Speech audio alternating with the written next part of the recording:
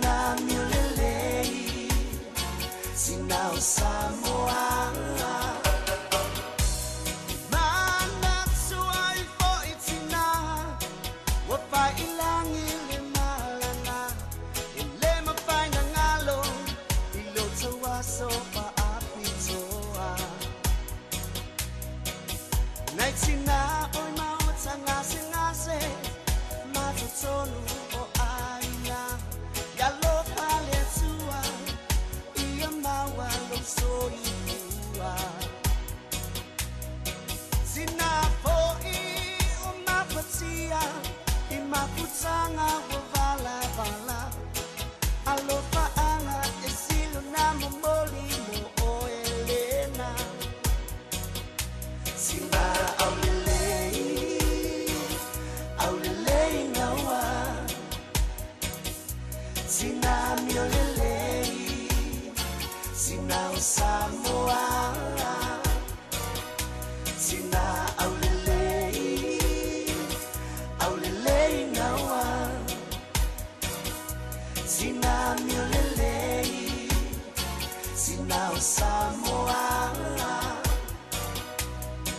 Sina wasili oi Uche alo vayate oi mai leta ele Olo ulo toe Olo uola oi Olo upatu oi Sina uma o Samoa Sina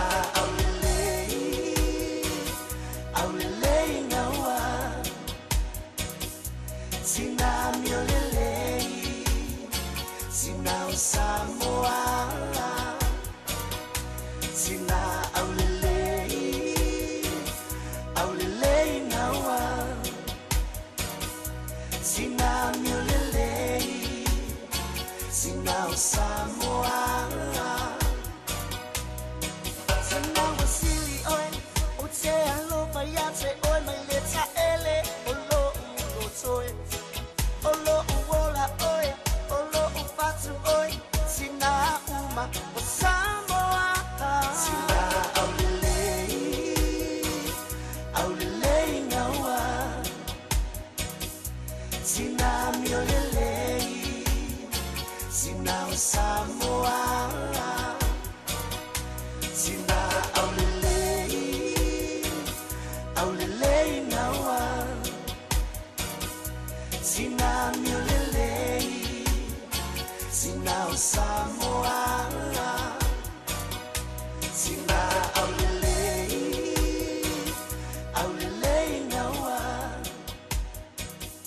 Sina miolelei Elena si fonga matsango fiele na se uso ya sive vai ngawa lesi ya male pesele na mo na tina ya wala tina ya lo ku o ko ilunga se kia we ku we ki ngala nga ya miolelei tina tato watunu mela nga la ngo vai ku lo pesele ka o mi ku pesele la nga ke lo fatele ya o tutina ma lo nga lu nei tina ya o nei fo ya vai aso ma te taliu ma te fo ye fe am nga ruenga pe ona masani ele amatango fe am nga ruenga le nei vai aso fa talo fatu ya au mau fale tuai leva aitiatia mai Wellington Fafta ya mau le fata simai le ngata fo le toi lolo sapati saipani ya o lewa toi titi tau nu le malanga I Samoa inga luenga poitalo fai malanga fa vai taimi ya alofa tu mo tau fafta le fata simai Manuele Purusila le mafuta mai I Seattle I Washington Fatalo fatu fafta fata simai Manuele lungo le tanto YouTube channel sani isa ako le ngata fo ile ya o se uso ya Master T ya mai au se talia semi tu ya tua malor se fo manuia ya malito telo ne tanto paanga pe ona mau malito por kalame ile nei foi vanga ole afiafi malito tu la radio Samoa se furima iva tolu amo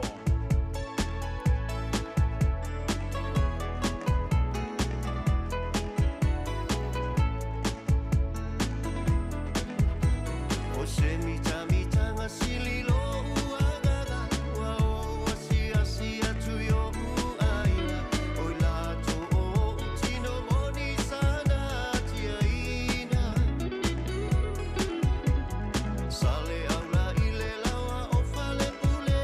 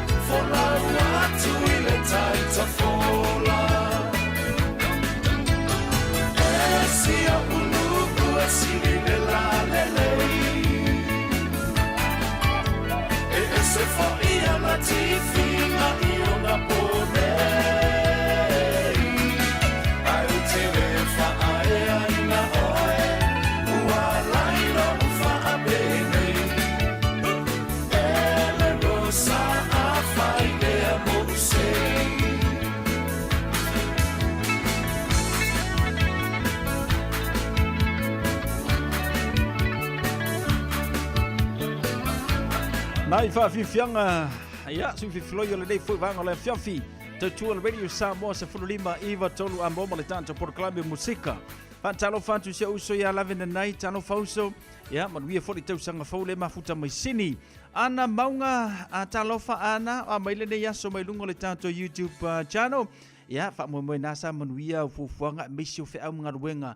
Ia, o le nei fo ia so lulu ia la tau malo le onu sai. Ia, le lei o la a... Isi temi o tango tu le tatu le tapisi. Ana. Fofonga o papa tu yoti. Hai sista ka 11 e ngalo po fea la. Ano fatu fa mo na mon wi o mana ainga.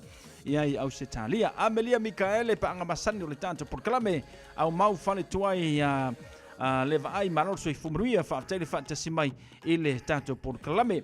Patano fa tufo ia sani se ako male telo tanto pa anga ile nei fuvanga na fiafi. O le vai atu. O tele titi le afole fitu. Ia mantu fala o temi masani nei o tanto fa marianga wa sofana o maso soifu. A fa pela o yesa wa fa marianga la sofana. Ia ona evala au mali e tau le tanto leina o tatala tumo o tolu fitu tasilima iwa tolu. Tolu fitu tasilima iwa tolu. Le numero na le tanto leina te vala au mai pe a fa pe ona yesa wa sofana o fia fa maria. Ile ne foi a fia fisfulu lima le neo Januari lua o lima tanto o dia mai le lofa mananga le leo le tua fantalo fatu tina ngawang fa tele fantasy mai ile tanto por klame ya male tu radio Samoa se fulu lima iwa tolu amo ile ne foi vanga la fiafi tanto Facebook page male tanto YouTube channel avanoa mo le famdiango la so fanda mo la so foi fumo o ile ne foi vanga la fiafi talofa le tanto vala Kalo pala suga sau. Ya, malo sui fumaruia sa no mai. Fa pena foi, fa manuia foi le teu sanga foi ante o tama. Ie, fa tai lava bolo wa no, o le fa mia la spanga o lava. Ke le mekke ka ngwa sai go bari. La so ge wa ko le wali mo ka usanga. Ma ko kalo le ku ko fa poko le ku ia ke le mo kinga. Sei lava, ma ia ka ke le ngi ka usanga ko le ku ia ke o la ma ko kalo ko fa poko le ku ia ke le mo o kinga ia a fia le loko umi foi le soifua mana ia pa manga ngai ba ku ni io ai no uma New Zealand ma Australia ia fa pe foi la fa no le ma ki ni ia va pe foi ai ngai ba ia i walu ko ba ia kom foi e boas ko sa ru ko ba le nga mari wai ko ia ka pini ia se la mal ko ka sa ia e boa o ka kai ma ngai pa manga ba ku ni ia se ka ku ai ni New Zealand si ba ia kuin ka pangua mai ni ma pa o kinga se la pa ka kere la pa sa mangila ki pa tai ya lo fatu manuia fo de ia fiafi talofa talo sa sai fu manuia ia ma ku so mangila su ma ia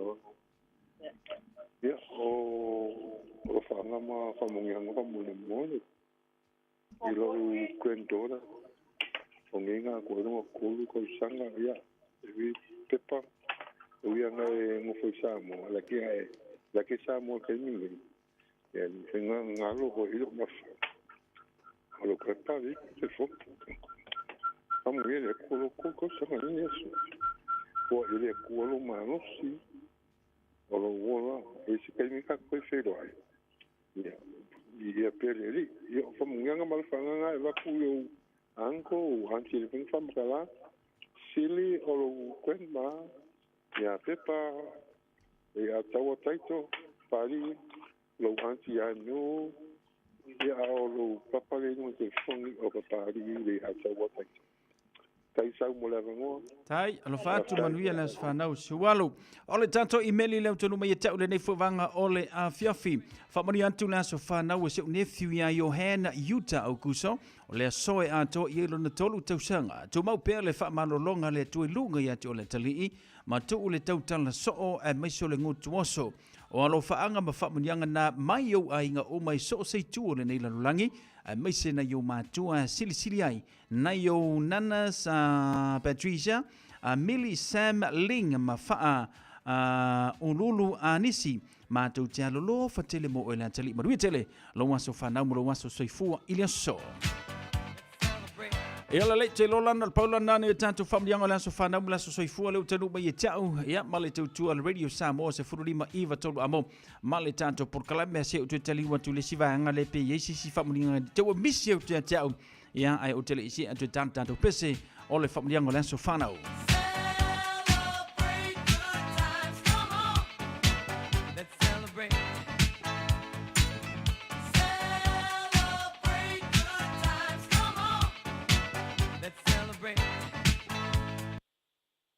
Ya la ila sa u asofana o toye lisi tula ya masalo pauna tanto asofana o tulu mai ya ile lo famalanga le leo le to ile nei fuvanga ole a fiafila to malava u aulia mai to asofana o maso soifua ya talo ile tu ya mawa nisi te usanga se tele mo oto ya matoi fa popo nisi te usanga se tele ya mawa le ola malmano si mai le tu e fa wa waipea ya fufuanga le ngata fo ile pon kala me fa ngasoro a o tanto soifua mola ile nei fo in la lolangi mai le pulenga bala ofenga radio Samoa. Happy birthday to you.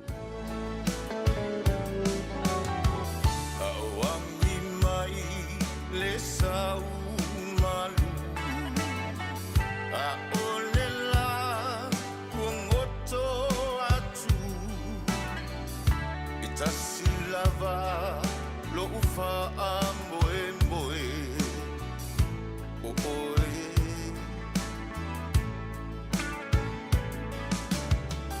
le lalolangi ombo nga e wona oe yo uma fau nga au lava lo ufa amboe mboe oe e mo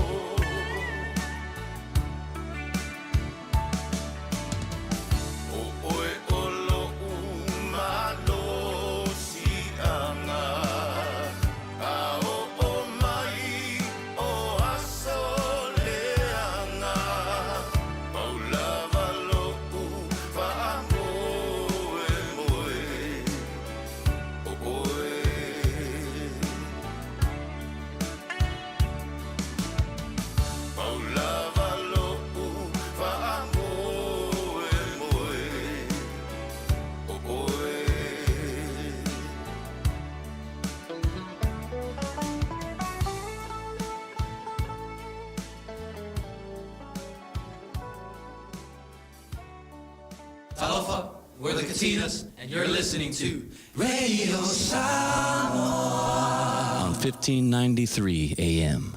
Hi, I'm Leilani. I live with my husband, kids, and my parents. When one of us is sick, I call Healthline. It's a free service where I can talk to a nurse or paramedic for health advice and information about what to do next. It's available all the time, 24 hours a day, every day of the week. And if you want to speak in your own language, just ask for an interpreter. Call Healthline on 0800 611 116. A whaialo sa ili sea o ngā a mata molo walu. Aua loe te toi popole o le Galaxy Childcare e tele o na la lai au kilani i saute. E toa tele whaia o ngā ngawaa o le a o ina le whanau e iaia inga whapitoa pe a le sitala lo walu. Tolus fulu i tū la, free. A vanoa le vēna le a onga mo whemalanga inga le whanau, free. Maua mea aia le whanau, free. E iaia inga whapitoa. Mo nisi whamatalanga, whafso tai le o lua tasi, o valu tolu, lua fitu, lua iwa fitu. Jalo whanawha roa, ua te talaina neile o unanga e veni, mō whaktaunga i au ki lani New Zealand. Numero tasi John Coulter Drive, i le Auckland Airport Shopping Centre. Tau whatapatonu lava le warehouse ma le countdown. Lau whale o fula wiloa le e veni, Auckland Airport Shopping Centre. Ua na o le Radio Samoa, se furulima iwa toru a mō, e tau tuaina o e ilaungangana, fitu aso le vai aso. Tula mali tanto te mire wanti se fulu whambe rute o na tā leo le valu. Ia, tā le valu leo vai atu fo i sunu le tino, whanta se mele sunga le li malu le malo, tū manu vao siki a siu, wale tanto por kalame o oe ma le tū la fono le tue taliu ma le tue foi mai, ina ua mai a so malo lo le krisimasi ma le tau sangfo. Pea tāle valu, whantalo whantu Amelia Mikaele, whantalo whantu fo i se uso ia Ronnie Samuelu, le mafuta mai sini au se tālia, ia o lea sa whaurulu, ia ili kolisi mawalunga ke ngeki papauka yaso ia a ole i tue taliu atu ia au se tālia. Ua ola le kolisi na walu ese atu le nei tangata. Ana watu so whatai le whatasi mai. Pele nato milo si tolo. Mano le se fumanuia whatai le whatasi mai tina ngā wang. Whaitalia Sweden. Mano le se fumanuia le whatasi mai au se talia. Manuia le tausanga fau. Sa sali tu lima manuia fo le tausanga fau. Le ngata lea se uso ia Andrew Ezekielu telea. Le mafuta mai le nei fo vanga le fiafi manuia le tausanga fau Andrew. Ya, toi whaatalo whatu foi. Ya, fonga papa tu yoti. Toi fo manuia spea si vanga la lau i Kuwait fonga. Atalo whatu foi ya ana maunga ma le to tele o rea tātou wama paanga. Le maua ma le tātou pono kalame. Ma le tātou tautua le nei fiafi mai au whaase silanga le nei on tanoma. Me whaasolo le tātou pono kalame. Nisio vanga pei ona mulmul mai.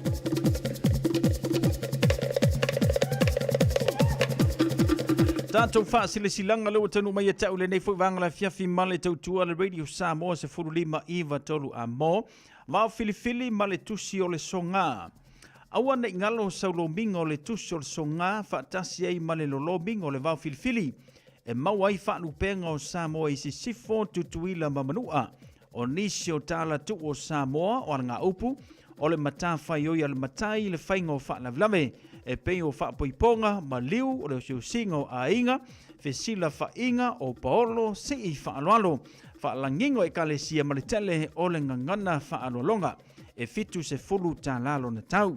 Na le ofisa lava le Radio Samoa i le tolu pa tolu ono Hopewell Avenue i Manukau. E mawai, mo nisi whaamatalanga wala au le lua no lua tansilima i vatolu. Lua no lua tansilima i vatolu pe tanga iane. E le shop Radio Samoa da o koza dan se te whai mai yeso oka. Ia ua foli amatanga o le nei tau sanga. A fio anga mo taa. Ole a ta oto ia le fiso mo na lau. I opa ia sausaunga tā Samoa. Au le nei whaasila silanga e whaasino tonu le mafutanga o alo matama whanau mo taa i aukilani nei. Whapeni o mātou paolo mawulunga, mātou te manuai so se tafo le kelope. Tulou na lava.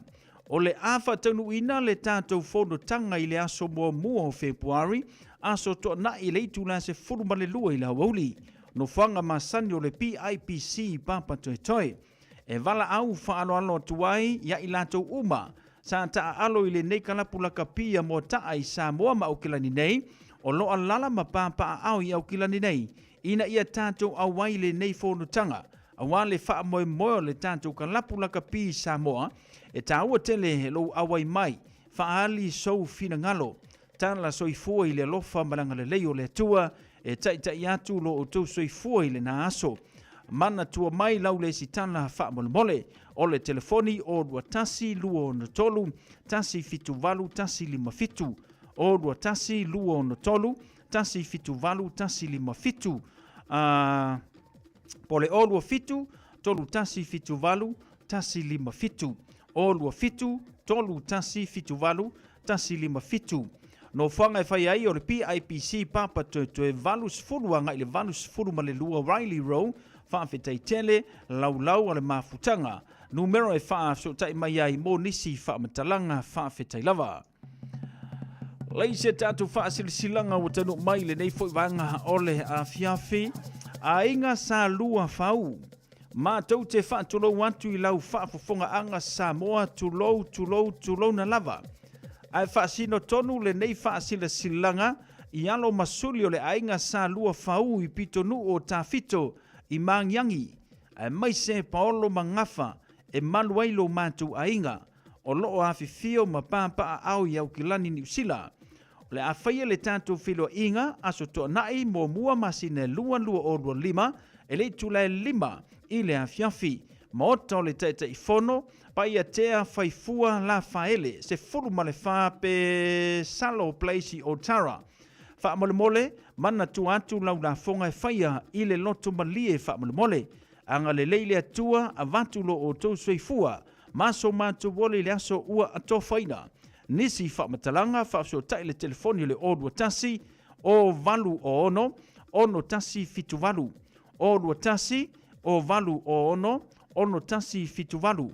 Whawhitai e se nia le afiuanga i le te fono male laulau le tātou whaasila silanga lena.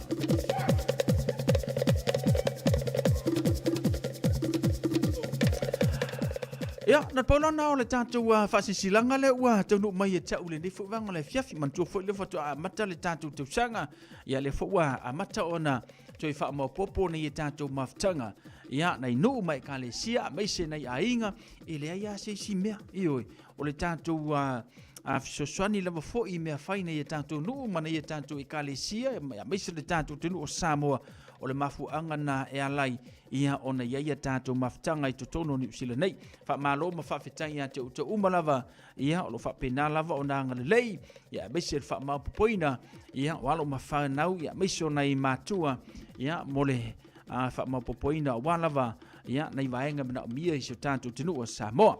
Elena Fruen, manuia le tausanga fau Elena Fruen lunga le tātou YouTube channel, le mafuta mai sini au se tālia, ia whapena foi ia Amelia Mikaele, fusione si u malor si fu manuia le tausanga fau alo fatu, ula lia le ala manua, malor si fu manuia, ula lia whaftel fatismai, ile nei fuwanga ole a fiafi male tautua a le Radio Samoa se fululima iwa tolu a moina ua toe valu minute tale i tūla e valu.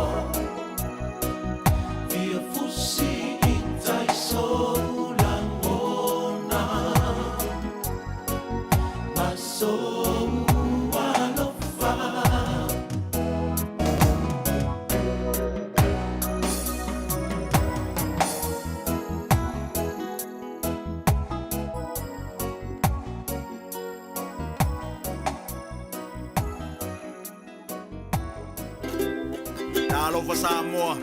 Wa ule nei o ka asupitialo. A wale sui alingila ula ule kio. A eva mai ina se furu lima iwa kolu. Radio Samoa. Vevela a. O le vitu au lele ma le vitu ta iala o ngā amata e mawalunga lana au nanga tau early childhood education po a o ngā amata Samoa ma le Pasifika i Mangele e iai whaia o ngā le stala ma whaia o ngā lango wa lava tā pena mo le awa o ina o le whanau. E uti avanoa o lo o tutoe au alai te whaatuai ai lesi tala nei lo alo walo wala au mai i le olua tasi tolu lima fitu valu iwa fitu olua tasi tolu lima fitu valu iwa fitu e whaatulanga ai se taimi e te asi mai ai. Mātau te whaia ni fo aroi le aso lava e te whio mai ai i le Shine Dental ai e iai inga whaapitoa. Mātau te salia le Afterpay, Zip, Q Cards whaapea Wins Quotes i le Shine Dental. E whaia fua whaatalanoanga mai le ACC i le Shine Dental. Le aise tongi mo whanau i le bao le se furulua i le se furuwalu tusanga i le Shine Dental. Talanoa mai le tongi ino le whainga o nifo e whaunga ai le Zip, Smile Now, Pay Later. Le aise tului i le Shine Dental. A whio mai le 575 Great South Road Manukau pe wala au le 255 fafa. 255 fafa mo le Shine Dental. O le R-Dash Travel o le company numera tasi le taungo fio pasese mo fe malanga inga i Samoa whapea le malanga mai i Samoa i New Zealand ei. A whea de loa i le ofisa o le R-Dash Travel tasi valu lima Great South Road i Marurua. Pe vili mai i le telefoni i tolu iwa lua o wha o o. Tolu iwa lua o wha o o mo le R-Dash Travel. Radio Samoa. Taslima iwa tolu amo. Le wata 2 minuta na tano le valu mai ala pese le ona se le tanto por kalame ya il tanto por kalame masani marso le malu malo ile ona to batalia o le nei foi te sanga taro ta mai talaina atalo fatu so se fina masoi mano se fumaruia fa talo fatu fo ia fusione seu no au sala ropati lungo de tanto YouTube channel show so ya Master T of Type Brother alo fatu manuia tele nei vanga la fiafi.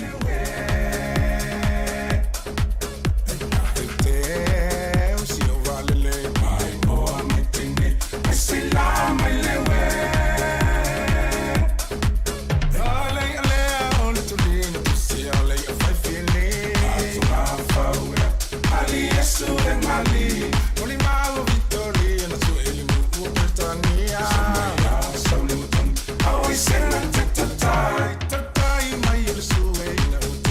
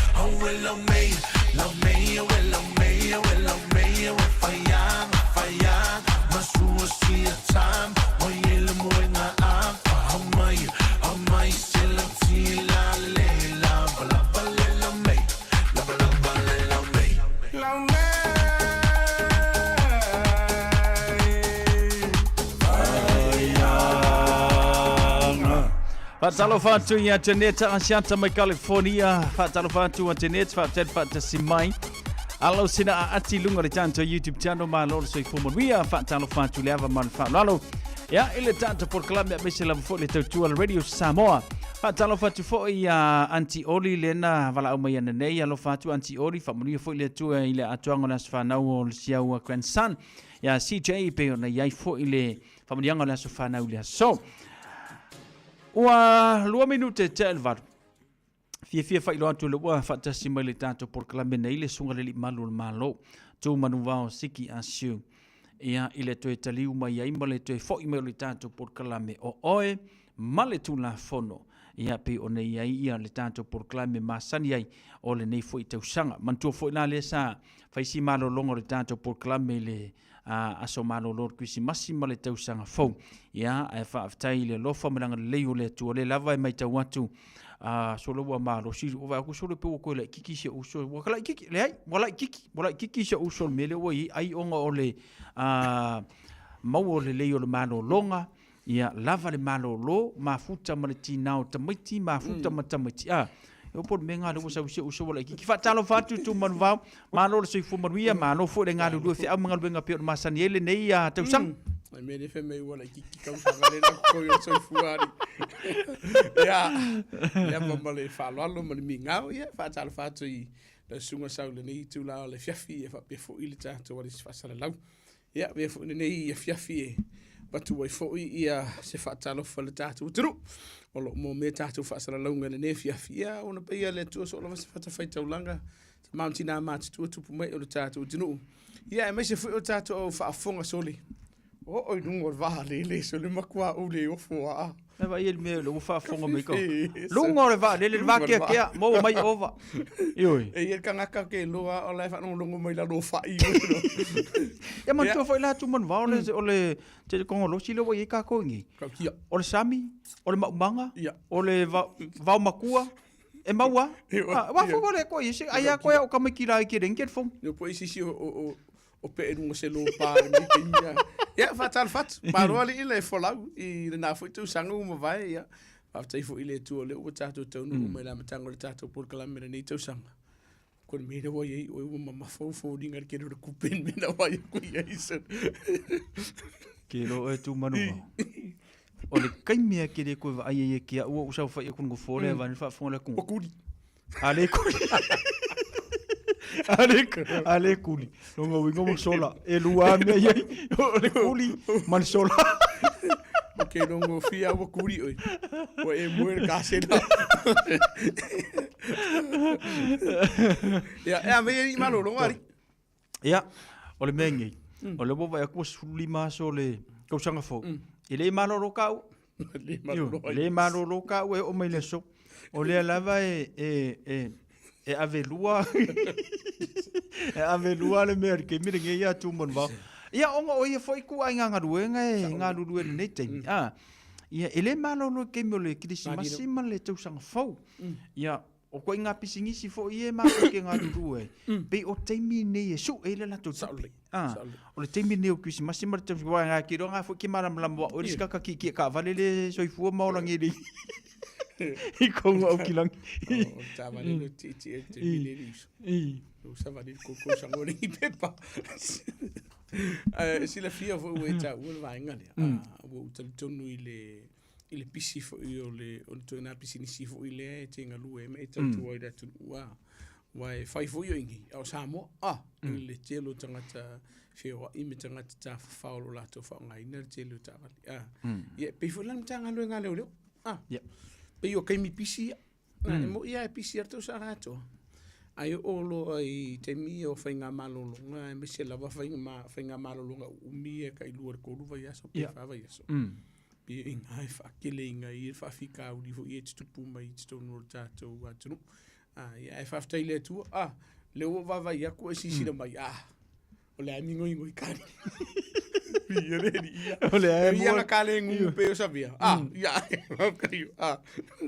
o le lucky ia o le ua maso so ko sarak fa fe kai ele ko I lo malo si le ye man ko fu sia ka uso ya seumang O fai lo ki ngai ngai se mangu ko fa ku dunga marka ko ngofo.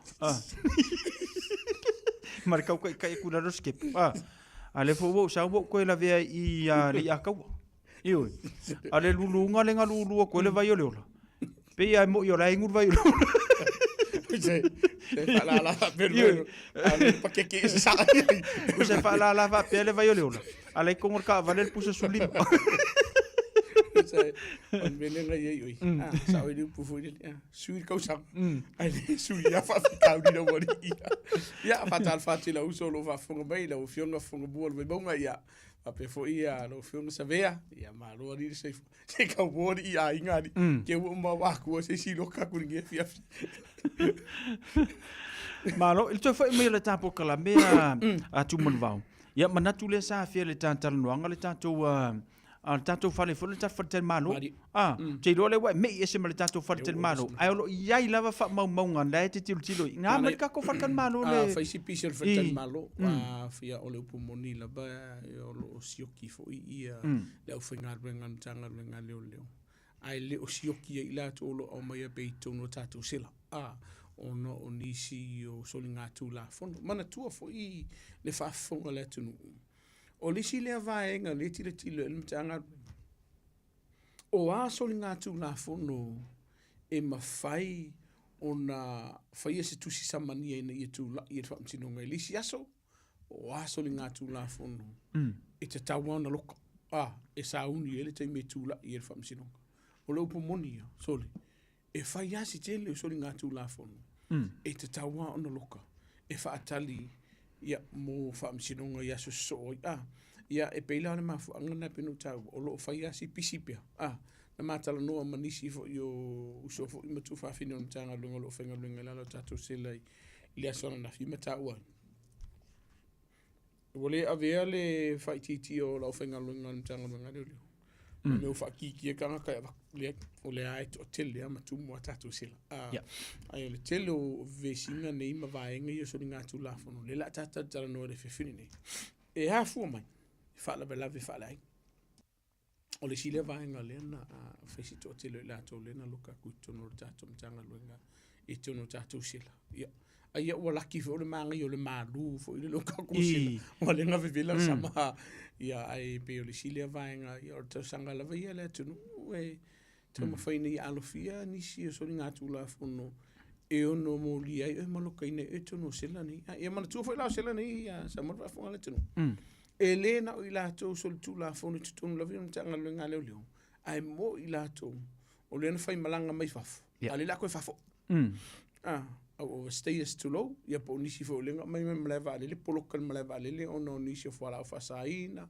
o ha nisi o vaenga o le talielu lu fale le mo lo se va le o se la ia mtanga lu ngale lo e tu ia ila lo tu la fono e fa tali le timi mo wel va e ko foi pila nisi o ila to lo ave nisi tato potu fi to no tato se ai tali watu e fala we tele vaenga le atu mon va e le report lo te faita o tu se fala la vilen tu pu mai Westview I le pitono u le on offshore pesa tu le lopo wa o tu lo sunga se report tu vaenga le na ale so le makau ki fo le o ri kupa vai vai ia makau ki o le a sira la vai I so ringa tu la fono lo fai le tamini o fai sito telo te mai tai a me se la va so ringa tu la fono le o le fa o lima fo le fa ngai ne le o penga so ringa tu la fono le ngoi so ringa tu la fono me se la fo la tu no to long fa ta a sira fo le telo tato so ringa tu la fono le o lo fai le tele na sa lungo tato penga te fai langi so le e va lua lim te mai ta mo fai sito tele o le tupa o tinapo tamaita o lo lato fia te lo taso so ringa tu la fon ngi fa peka ko se ki le la le se ti le limbakua se ki fo I lo ka va fo le wa o matua le so I fu o le kon ko so ku la fon a lo fia fai la si to te e o fo la I va ngai o fa la fa saida fai sto te lo tinam tamaita o lato tango fia in fa la fa saida se ia va na pe a o mai le va nga le o vesinga tonu ainga ona tau pa ula I titi lea o le foi numero o tina o lo afaina pe a fu le foi numero tama ai la vatilu tilo I na tu sanga mbasi o marte mini O pe on me forsa vale ko si finge fa acumulan kolori sa fa. Pe o tele a o tinale o fa le solinga tu la funo le ngoi a lo fe te minne ia. O lo fa tuanga wa o a fi ai tina o le tunu. O lo a fi ai te mai ta infana o tinu le tunu. O lo vala fa tuanga fa mo le tu sila we ili tu nga tangata la ye lu tangata ma vai ngor tu la funo la vala vie ui.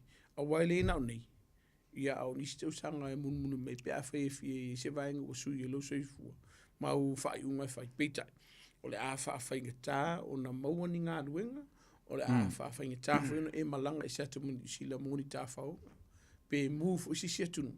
Pe a fa o la ve o ila lo tu la fo no ni so se nga tu la fo no fa tu pu.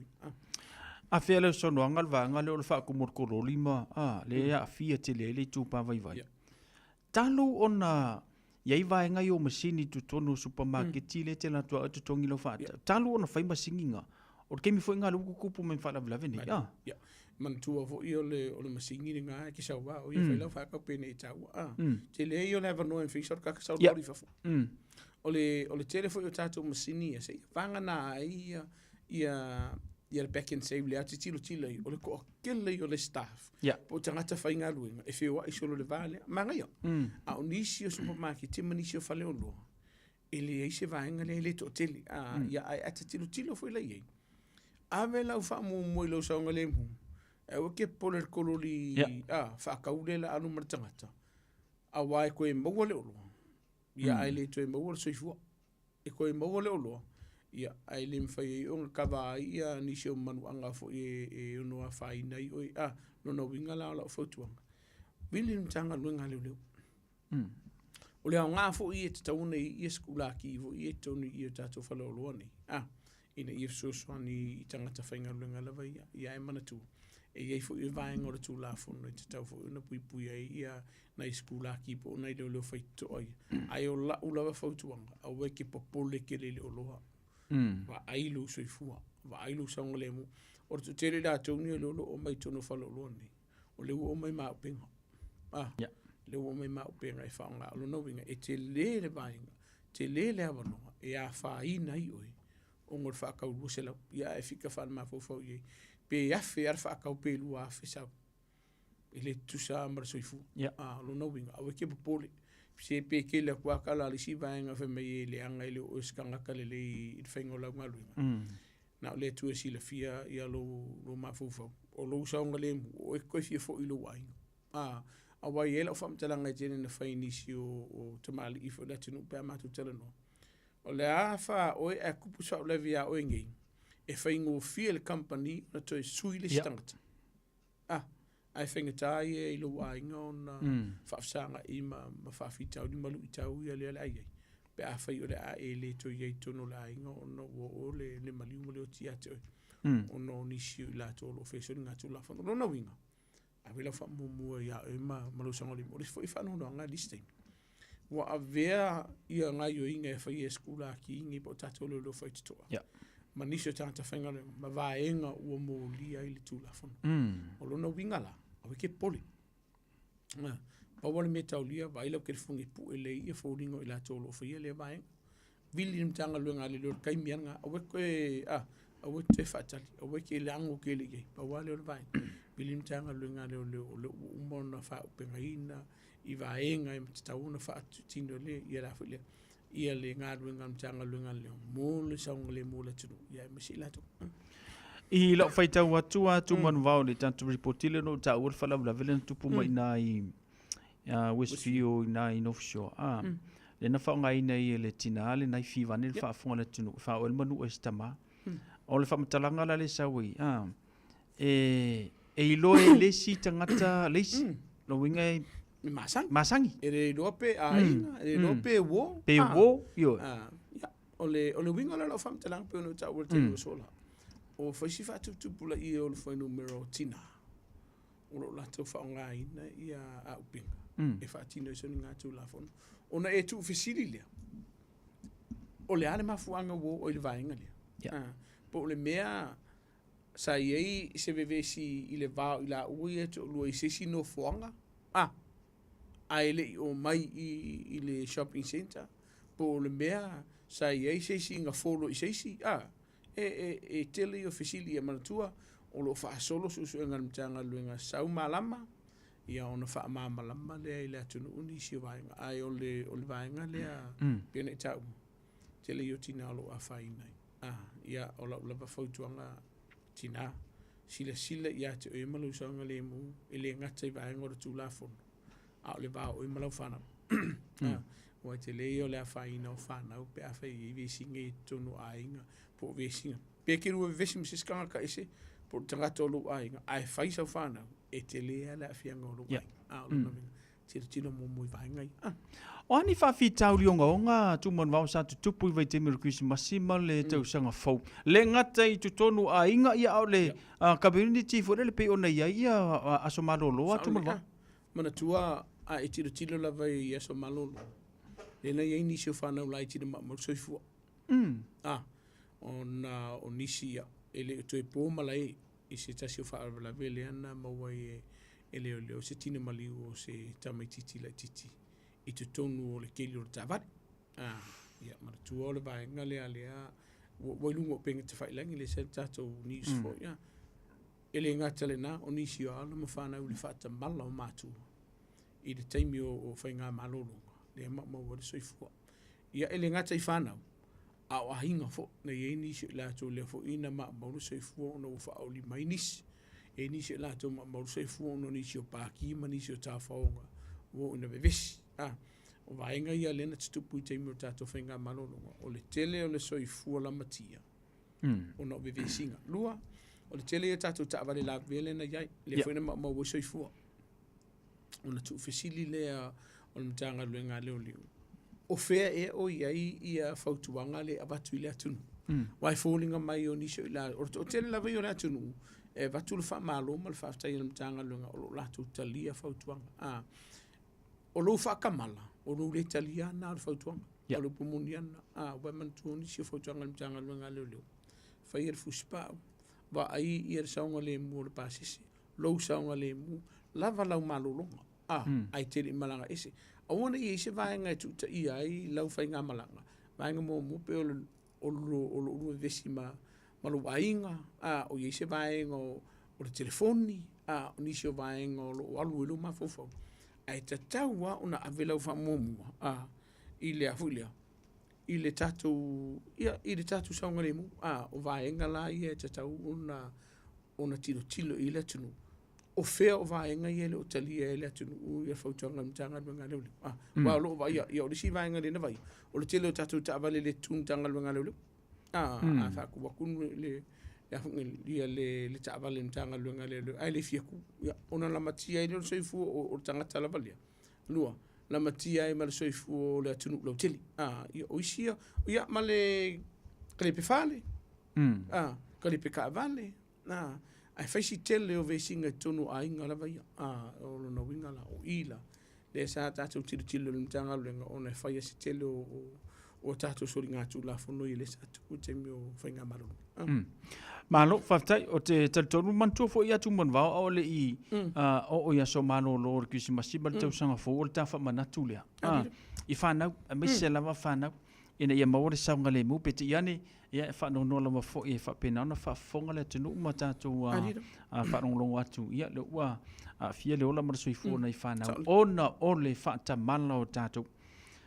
ta foi mai i le vai ngale tu mon va i le mala va lele o le ko yese me un fa nga inga ko kongo ako pa o kanga ai olo o tupu pele melo le fe avea inga mo me fo la au fa saina a mawala oe ile malava lele fatete ingala o tatou ni a mawa ile malava lele ile isia vano e te toe alua i tua i lo ai ngor sa ole ya mo tino lava e mana tua ono vai ngor tu la fono e ia ile ai ya mtanga luenga le la lo tu la fono e loka i nai oe matau fi ai oe mamoli ai oe ono na winga se ia vanga nawa e toe tu no matarfatita ua e saungi mai Samoa bau o e la to mla vale lo e lo e o me tonu ia tatou fala fasaina longo mtanga luenga lelo e kele sau lo fale le pole ona avele o e loka I tono sela ntanga luenga lelo esa uni mo la so e te tua luma famsino o inala e ia ngar famsino pe kakala oi pe litala oi pe fa atu fo ntanga luenga lelo o ke manga o loka ia sau se a ko le fia masinga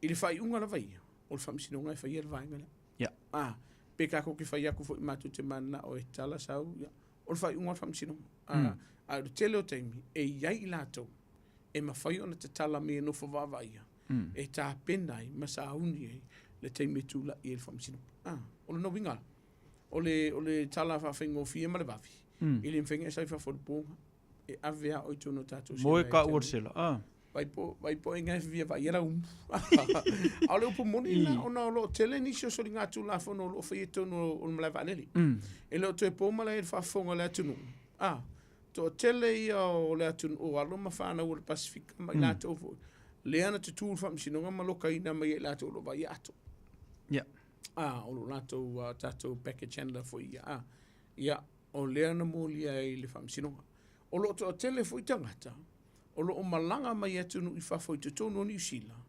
O lo o mai, ma au mai whala au whasaina. E o fwoi tangata e o ese atu mani usila. O lo ye whala whasaina. Mana tua. Wa iei le poto whaona pōne po, le technology fo le lo whaongaina. E I loa le iai. Wa mea ngai kongora wako. O lo na wingala. O le si fwoi lau whautuanga I alo ma whana o le tunu uma le. Ia ma le lau tere lau wartatu o tunu. A whai e te malanga I whafu. A mese atunu ule iai atunu foi Asia, Bali, Thailand, o lau fautuanga. Ave lau aku. E fusi le foi le I le mainga le ina ia awane I mawhai ona te tala I se tasiri atu. A mese atunu na au Asia. A wara kai mea ke kaungu I ngā ai maua I se whanau whasaina. Po o ena tu uina penga mamonga I se si kongo na kopa. Te lei o la fianga e lava le vei urtu la fono. O lava lana fautuanga.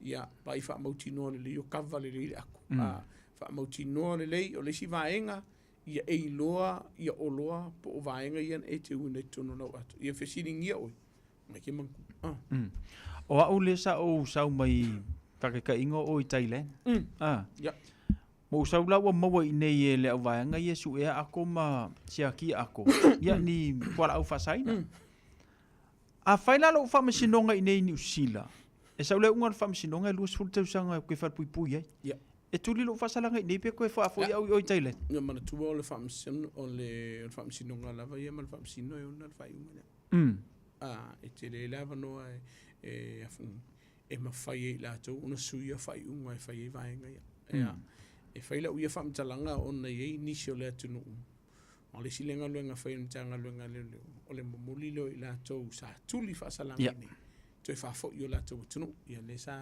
telefono fa ia le ngalo ma pe fo inicia on fa no le tunu o le pumonia o kanga ka sa so ku la fo ngi le ana ku ia fa sa langa nei ona fa fo ia le yo la to tunu ia e fo la vala le fa masino pola na fa ni se la to ki fa ke le lo ye ma le telo ya o tangata ye na fa ma ni ala to so nga tu la fo no ni o ni se la to fu na ma fa so ku la fo na tele la to le telo na fa fo o ni se la to ia nga ye le vai nga fo le fitfidi do vai nga ye pe a kar va ka ia mai fa pe nga se do ma singo so nga ku la fo ia fa fo I do ia vai tele yo la se tala to no ma lo ya la to no fo to no tato fa pu lo no wingala o fa un la vai o fa msi no le fa malo faftai atu mwa le fu mana malamba ma sili fili tanto tunu vaenga ia ta fo I mai lai le vaenga lea pe ona ia ile swing o le taimi e tapuni ai ia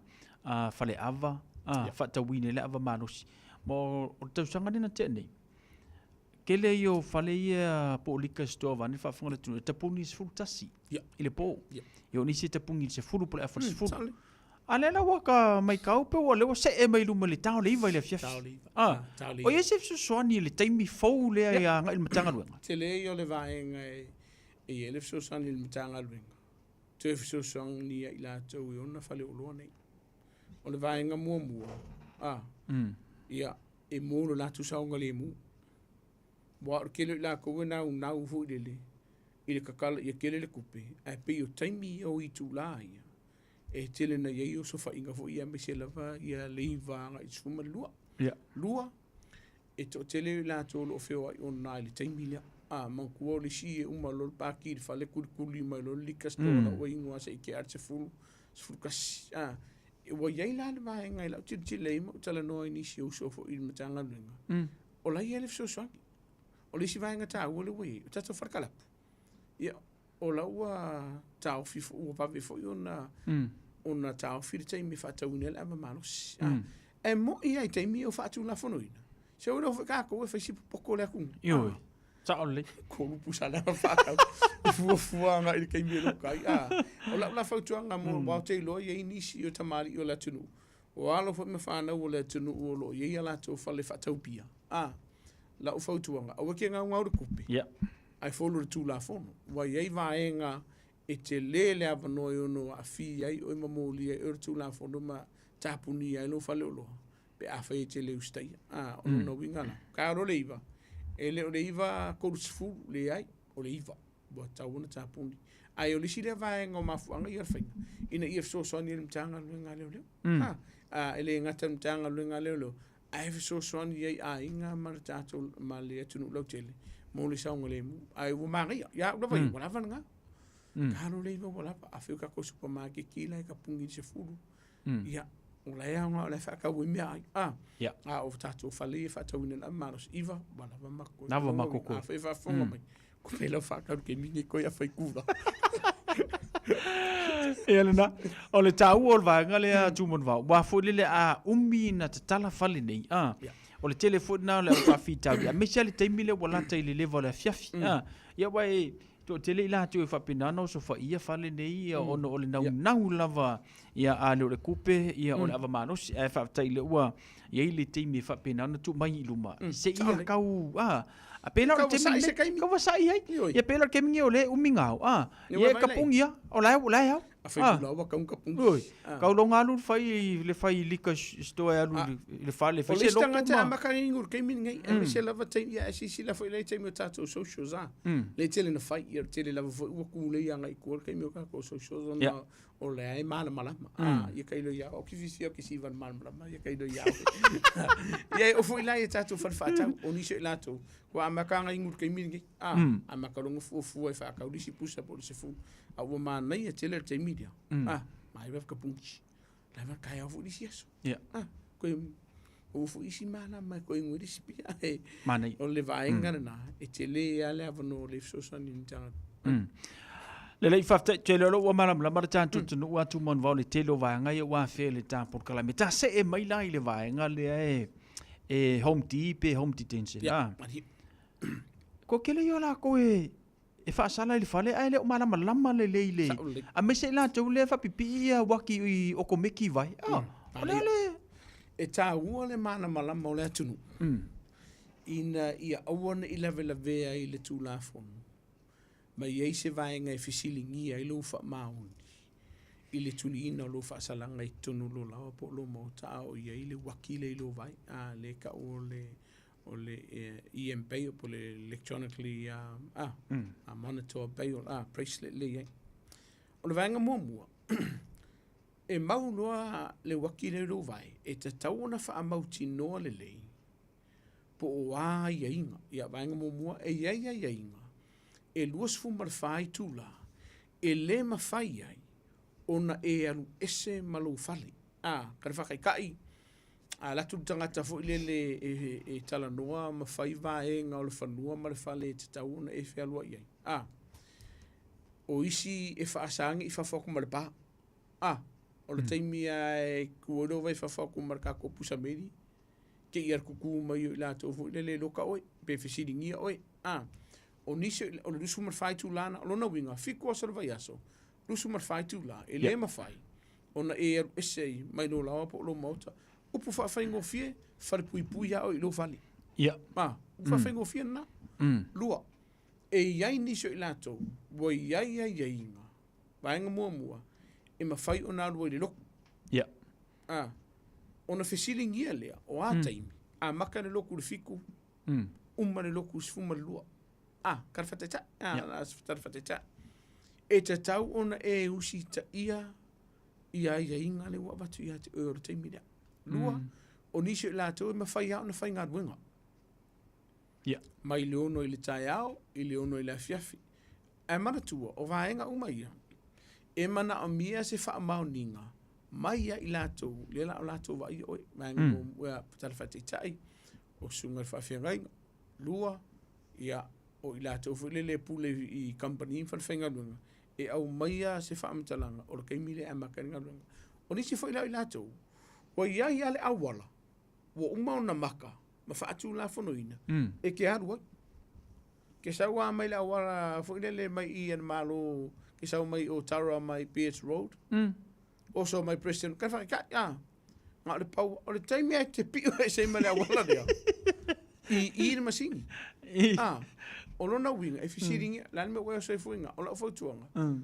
pe pisi le awala pe ya wangi e pio i le awala lenga o mai a fai te sila fia wa a makanga ye se over i farfenga winga e te tauna e fa afisota i lato lenga fa pi ia mere lo vai pe fa kanga pele ai ona wa ye yar ke mi fa ko a fai fa o ye se vai nga wa elo fa iso ko wa unga o pisi da wala vili la ko wi fai fa mo mo o le o ke mau i le traffic o le mo ko i pisi e ma fai i lato ona o lato tilo mai loa le vai nga le ke aluanga ye po sa ola o nge ke fa pe ko i pisi ala wala ala e se me la mai kiro a sorry ia fia fo ngi me o Beach Road o roto role ke ka fa mai o vaenga e te tau le tata o tunu ona ave ye lo fa mo ni fa mo tino ai ele loka wa vaenga e tupu sa mo fa fonga tunu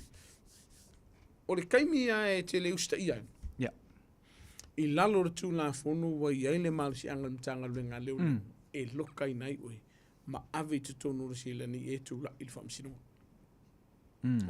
o le si vaenga a fai e rusu mal fai tu la le wolo kai nai oi ai ai ni vaenga po se tasi wa mali wolo wainga po se tal fata itai wo so fa fo se ma yo se solo wainga au manga aver fa ma se fa mo mo le sambo fai mo mo nga luenga o le vidi pe ke alu fo i every time ai vili pen tanga luenga leo o ia le EMP o le corrections wala i le numero e fa matala ye ma mai se fa ia kupongi ni pefia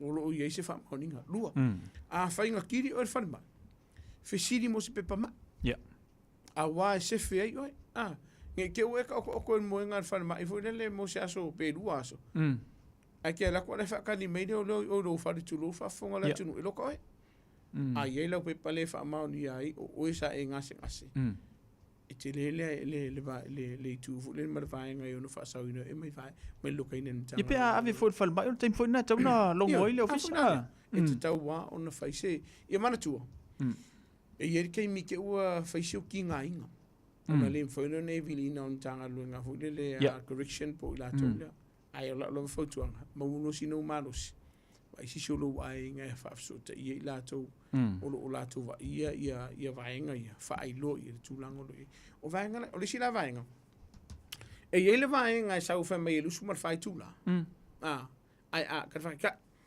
sa e lu sumar fai tu la le la ma wo ia le wakile lo au ia e amaka kula so fa me e le fa pe un mo lu sumar fai tu la un malo le ai e luas fun mar fai tu la po le ala vale umila au mai pe lima masinga e luas fun mar fai tu la ile lima masinga ako e le fa pe nga lu sum mar fai kula kaya na yele se mana tol tatu tunu a lela le ro o ki o ferwa le ai ko la fotuang fai te le o mala malama le fisili mo se tasi tatu ngana i matanga runga ia e fiso soni ya te ale ma ba ko ka ko ngumele ki vidi mi fa mala ma te e mana tuala e eselo no fole o le EMP le ma wo le vai ngari lo vai eselo no fo va ia ai le o yeisi waki lo vai e lua vai ngai ese o le ese sengo vai ngai e le ma fai e ila to o va ia e pol corrections policy mtanga runga le ale malo le fai me ia vai o nga la ko su e po fenga ke ia Pe a fai e se waki do vai. O lona winga. O le mtanga luenga leo la tau te whaia le ngā luenga. O le siaki o oi. I teimi whaatu la whono ina le ki ngofo vava ai. Ia e iai ia i tū le lei. E iai ku wha ale le lei. O le nofo vava ai le te nofo vava ai le se waki do vai. Vaenga mua. E fua i lau soli ngā tū la whono. A whio lau soli ngā ku la whono ngā whaide kai au. O i tū lai au mai e whamisinonga i lalo le taro sanga le mtanga luenga leo. Ia pui oi a wangi e se matutonu lo fale. Mai I ku la ngā kai au. A whai o le pō. O I ku la o le pō. A whai o e kia whasolo ako. E iai le vaenga te nofo. Me whaiona e nofo vava ia I le luas fun ma le whai tū la. Mōna I o tātou a inga o lo whaafunga me le whiawhine nei. E te lele a whianga o lo a inga. Pe a whailea. O le a iai se tasi. E nofo vava ai e lo lawa po lo maota. O le winga la whaamtalanga. A lusu mar whai ku la sau. E mwhainga kun kanga luenga le loia e le kasi ruwa veao, koru ruwa veao, lua ruwa veao. So se kaimia. So se kaimia. Por se furu lua lea uri, por le lima ruwa veao, I le tai au. Por se furu fo I le kai au. So se taimia. E le aise vaenga whaatu la whanoina. Pe a whaile lusu mar whai kula. E ke manga, sale, se o mai kaimina, le ai. E ke ia kuku o leo. Ai se a. O ngai kau whai e kiria kua I lisi taimi. O whongo whare ki awangimo. Pe ki uwha pele o mai leo. Wa e whamengi ki au sau. Se siki marko mkanga luenga. Se o mar sulua e asi aro wakari. Mo ki aku sulua fo e mringo inga aro wakari I la fo se fu. O lona winga la. Whai se ia inga ma leo la anofa wawaia. I se potu e lata iwo I se vaenga mwhewna tunu te anga luenga leo. E whai e siaki. Awai mo ia sau. O te alofa I le tātou o tunu. O ngā o akun kanga luenga. Po le ale ngase o le moi. A kui le la kui I te anga luenga leo wa te tau. Ona wha mauti noa le leisa whaia. Ma le wha maoni ni ngā luenga. I wha mauki ngore I orkangaka. E makua kui te anga luenga leo. Se I longa ke sa I fafo. A whaifo o inga ki ngā whawaiia. A ue ki ka oko I romu inga tulong. Mai whapea mai. Oa, e ai. E rea kauria. E te tau ona tilo na tanga luenga I ofufonga. Ma wha mauti noa o oelea. A ele ko yo esi. Pe ke whai mai a leke wala au me kongoro poku a ulea. A ele wa ainu tanga luenga I ake oi. E iei an marsi anga tanga luenga I erwanga leka o le preach. Po ua e le wha maoni ma le ustaia. E iai a le marsi anga wha amtanga luenga leo le lalo tūna whono. E lokai oi, ono we e solia ia inga lono whawawai. Mana tau a tele vaenga le atu man wawa e whamamulai ma ina maho o iei lau sau noa ile nei vaenga. Le lau mai tau atu e iei ese ngai lua o vaenga ia. O le vaenga mo muor kamare maulu vai. O le nofo wawa ia. Ile ise me voe le vai. Ai ka kaulanga euska ia ai inga leo au mai. E o foi le I la tolo mo ia wati la to vai.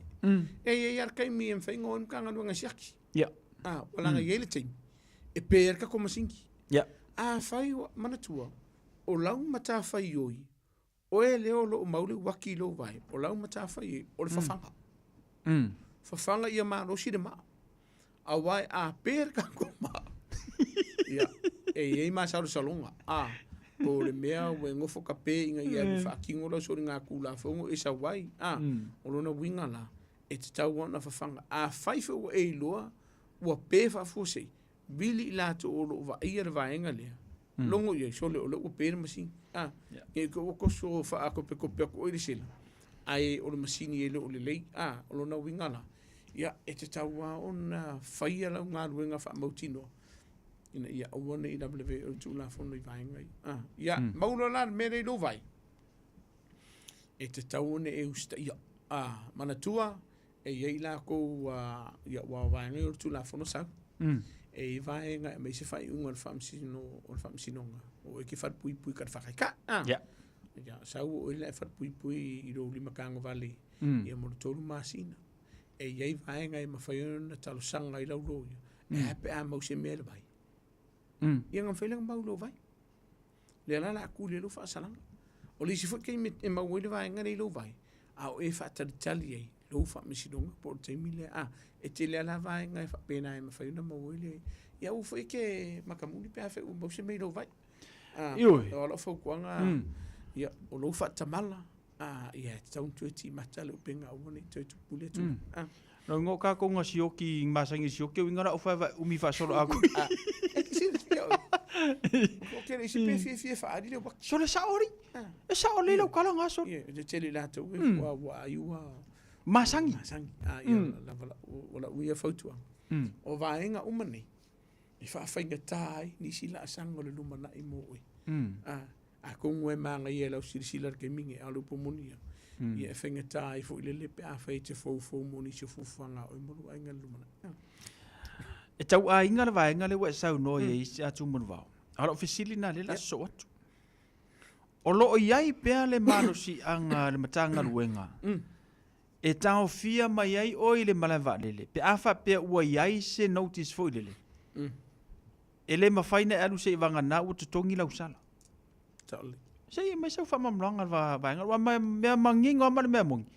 Ko a kero ka kaulea anga i Euskaria. E le i umanko kongi sala. Waraki. A whai wa iai i se tusi sai. O le vaenga pitu siri len tau. A whai wa i se tusi sai e le ma whai o yolo sa i dia i unum tanga luenga leo ono o sala u le titongi. Ona o se whaamisinonga wa e le tūla i ai.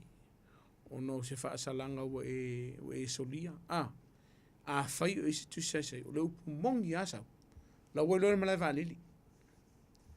A umangin ka penga uma masi mau kuisi. O kanga o pusa maso. O pusa maso.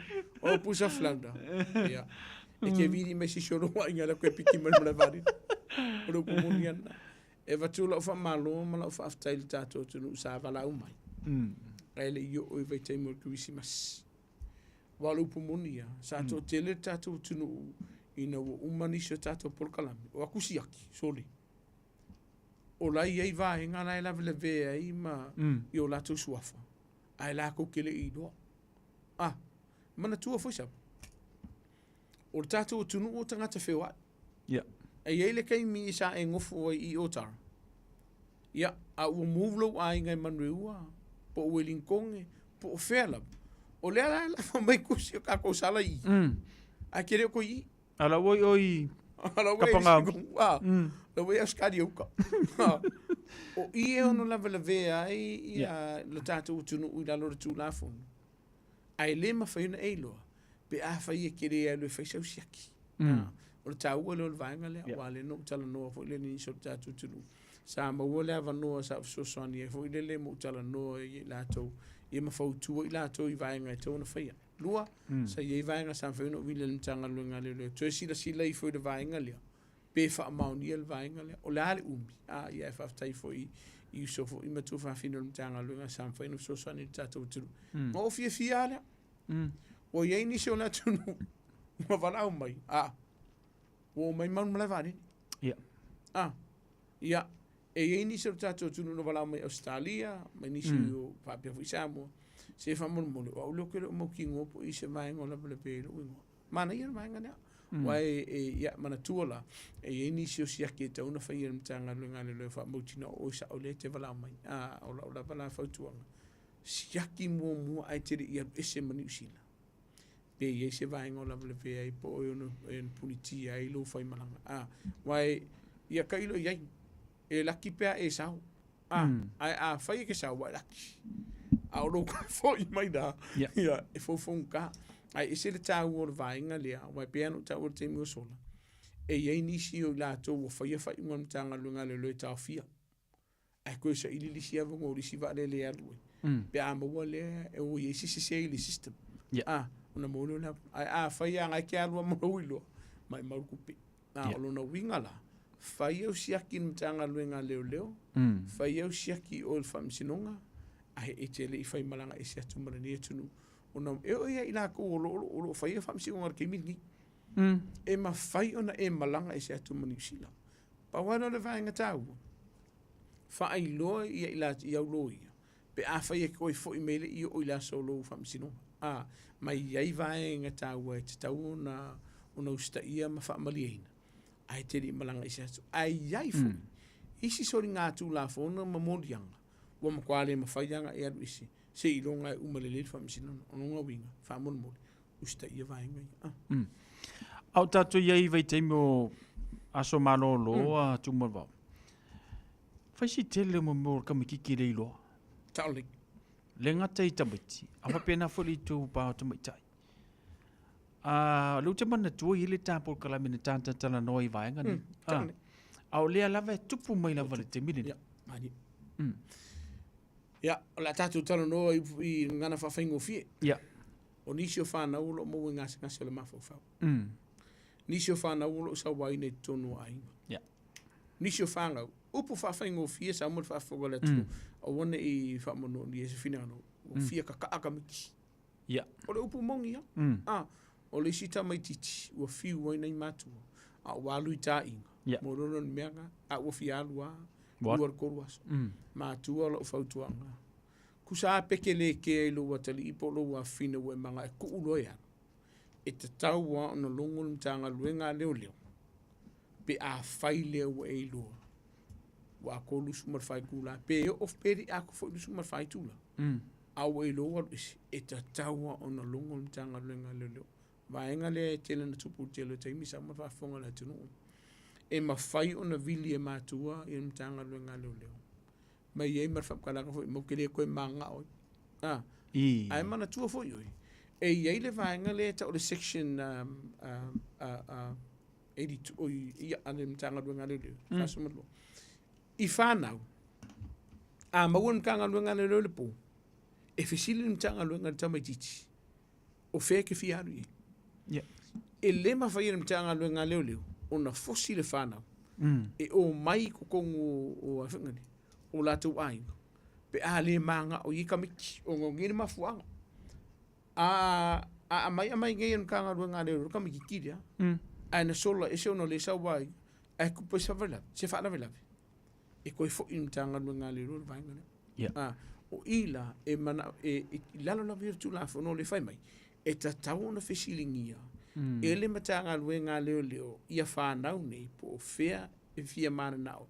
E mo moli a fa me era kan pole ala nga nga ma tu e ba ku a de fia ro kamiki e te tau na sa ili mtanga luenga leo fa so ta mtanga luenga fa nau a inga ma leo ta woro ranga tamariki o la ko lai te le atu na tu marsi anga fa tu la fono la tu te vai tamatini na le mtanga luenga leo se ia vanga na o la tu solina tu la fono ona e se fu la ia leo ni si onga ia inga fa ia o lo tele la fa nau light o lo misi mai tono la to ainga ono mafu anga nei e lo polenga ono la to lo mo nga se fo le autistic po mental health ona I lo la to mafu fa o le sa on mene fa o I foi la e le ta tauna fa ta malai matu le va ino fa na ni e ye ni se fa na ma o te alo fa e le va inga fu le lo mafu fa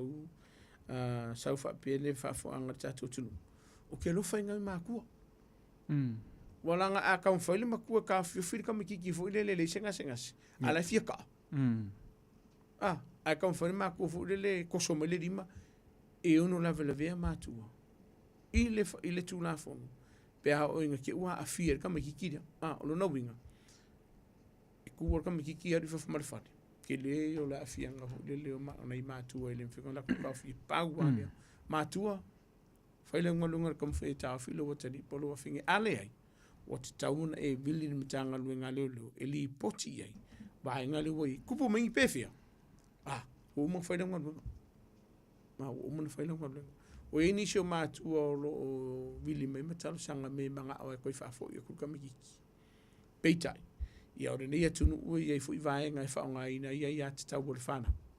Ia peila ore vaenga lea. Ore kamikiki ere fia ui e fia anu whale o lato mātua. O yo ainga o lato mātua. Pau ale lo whautuanga. Pili ni matanga luenga lo nanga tamariki. Ako ke. E whailo i wa ku ngenu kanga luenga leo mau ore kamikiki. O fia fia lui FMI. O fia lui le whalo lo anti.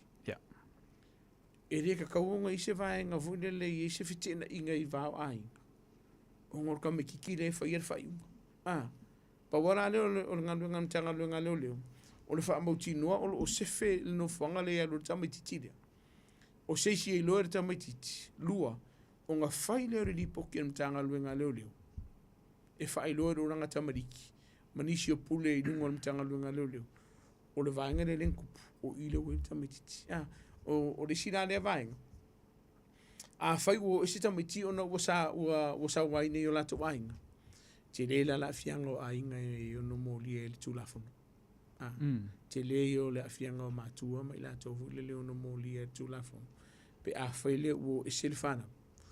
Ona o sa waina ma wha mauti noa ma wha maunia o lo sa waina. Ona na wingala o ifo step in na ile oranga tamariki mai te le vaenga o tulafono ia whai nei tātou.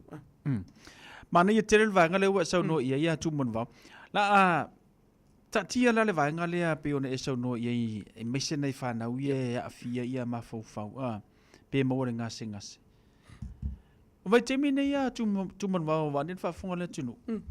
O lo ua fa fine ma lo ua fa fine se fulu ono ile se fitu tausanga. O peila va o le luas fulu lima tausanga ila tilo ia il tos fulu. Ile va ve o so o ma tino o teniti. Tantala noa le vaenga le peona e so no ye o nisi wo ese o ngai mafu mo morfi kaka. Tulo. O le upu e fa tatala no sa o ina ia malam lama le tatum ta upu. Ar kanga kane anga ia. E fa si makua. O le ale tala le tu la fono le valia. O le vaenga le e tala noa ai o tangata matu o fai se fa ainga.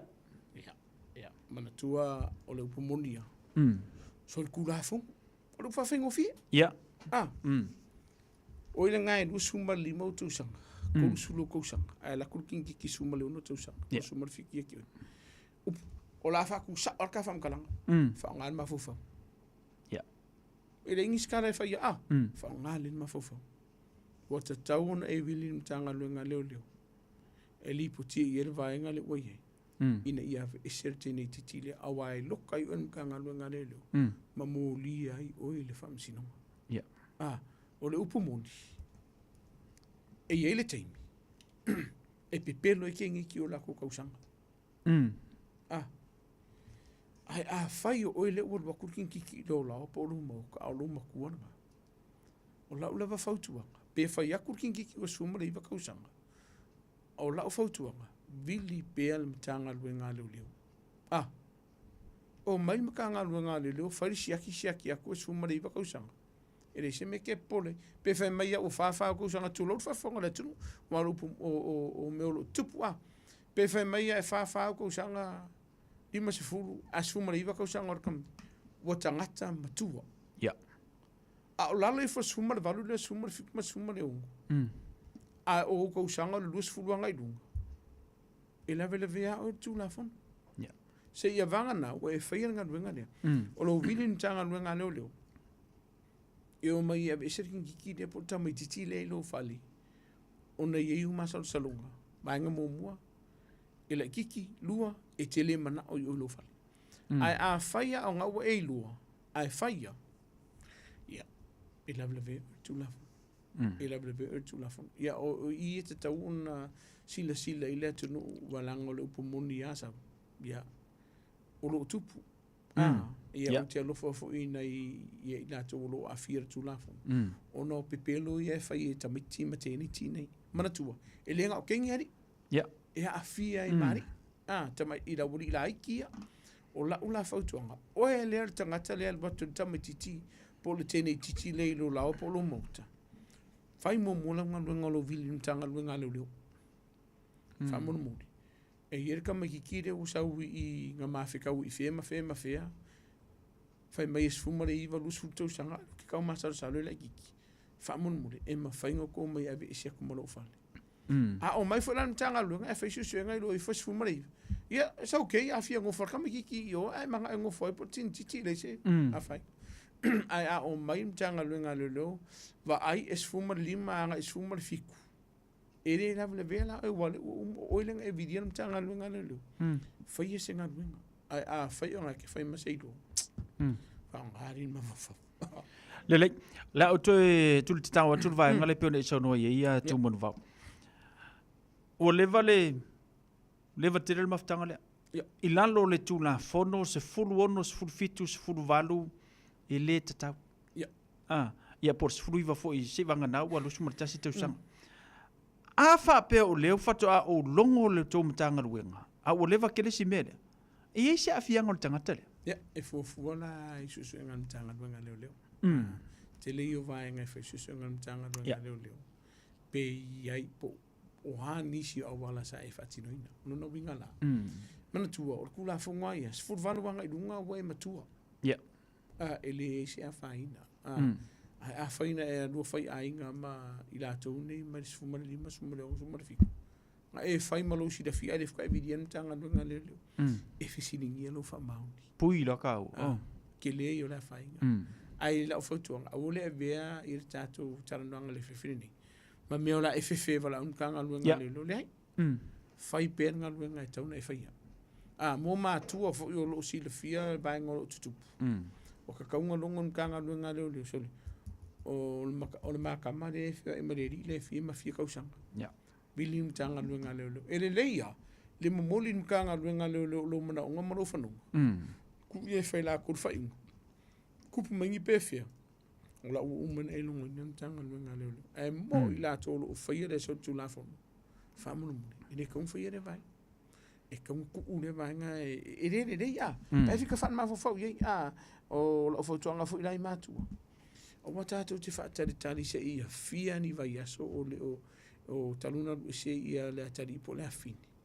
e kong fai ke minga na bilim tanga luenga le ka ki ai le ngam tanga luenga le la tu te fai ala tu susuenga au umane longo inam tanga malo faftai atu man vamo tapo kalami na tu le wa mai alta taimi e maboli atu le faftai tele lo sunga li malul malo o vai nga ia pe na fia le tantala noanga ye e kau fa le yango ye kako ai mana tua o le tula fono o le mepito sili le na ona fa itete ia tatou ia ai faftai mo lo taimi fa no ina te lo fa si pisi te lo o le matanga ruenga i ngaruenga pe o le fenga ia ia ngata fo le o tu ngia fa ainga ia faftai le tu le o to amatalia le tampo klami ne va ngo le fiafi sa so na muli atu mo ia muli faftai lo so fa sa fa pe fo tatou fa sa lo ne fiafi mana tu o tatou a por klami fiafi tas o le fa mamla mai nei ni se va ngor tu la fo no mo si de fiel tatou tu ia ma fa mauti no o e malama e iai au wa ia tau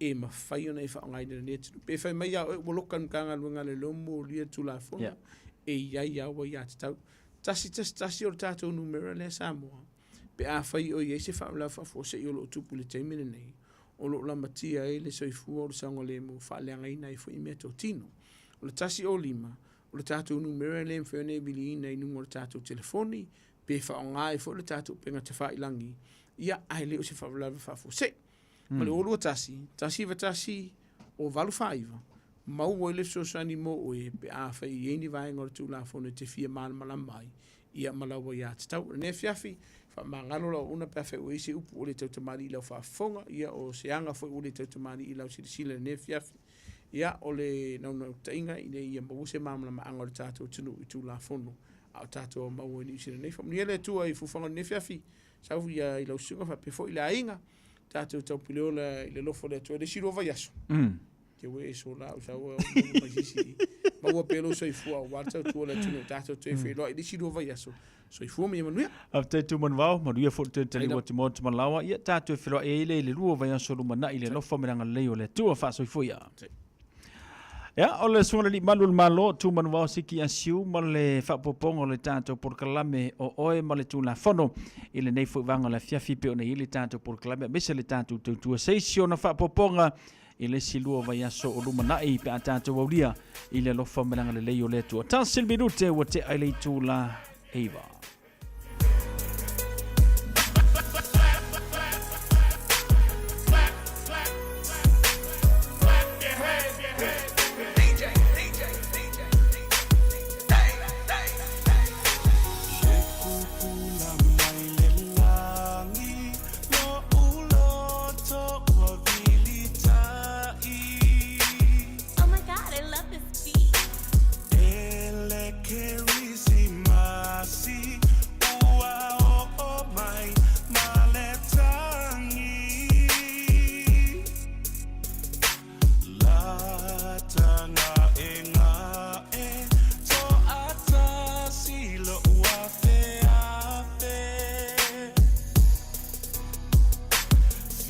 Now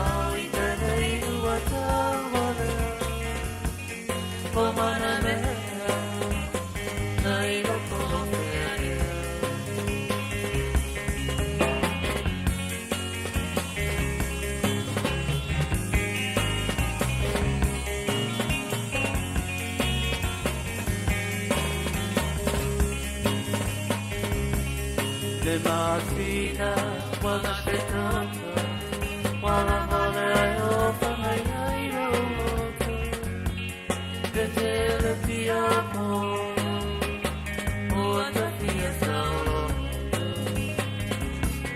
tu ma mau si mi ai tu ma o le como ni no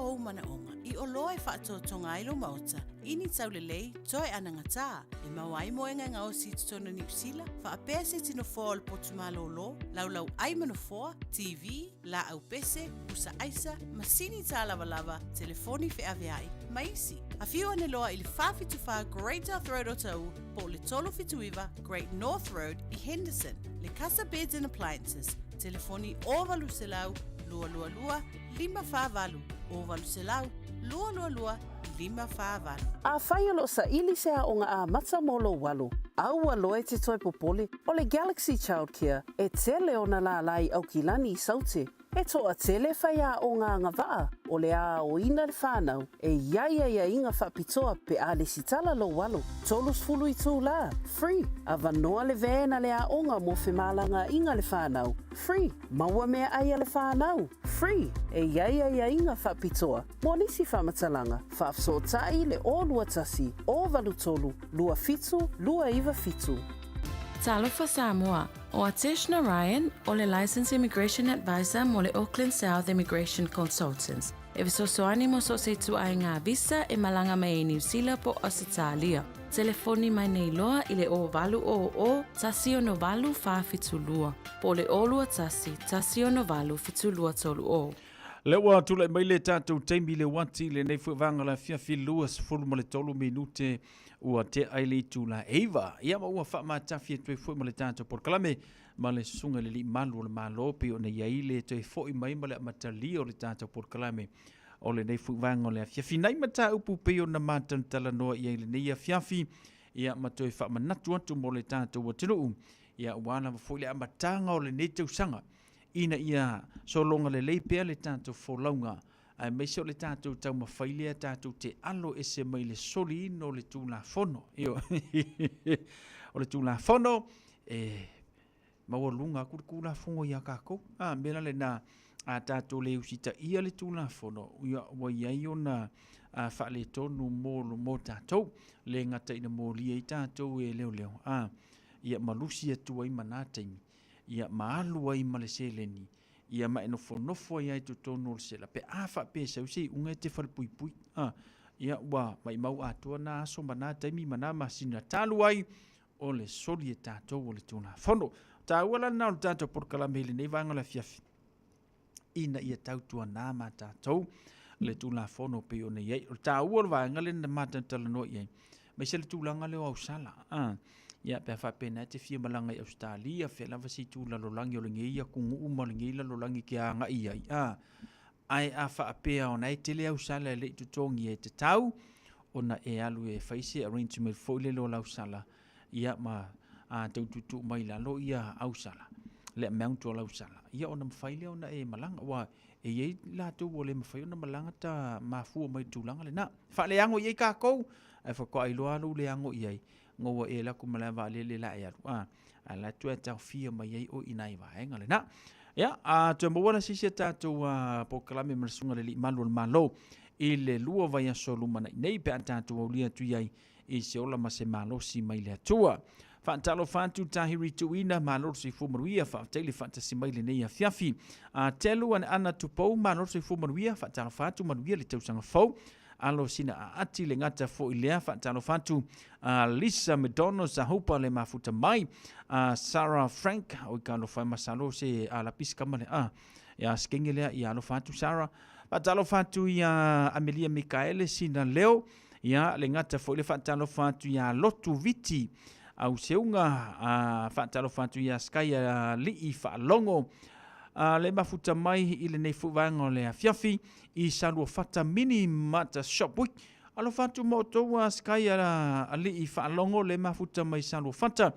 Ia i le lato mini mata shop le fo i le ngā lulua mai ai. Ma tautua i fo i le antunu. Janet Asiata taro ta mai tala ta ina.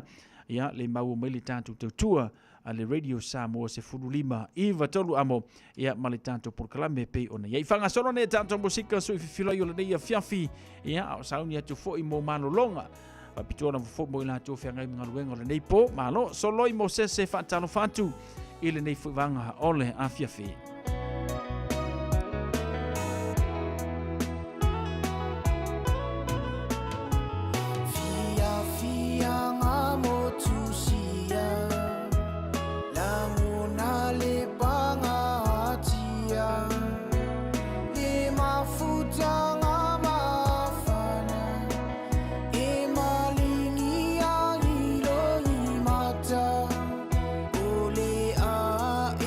Sola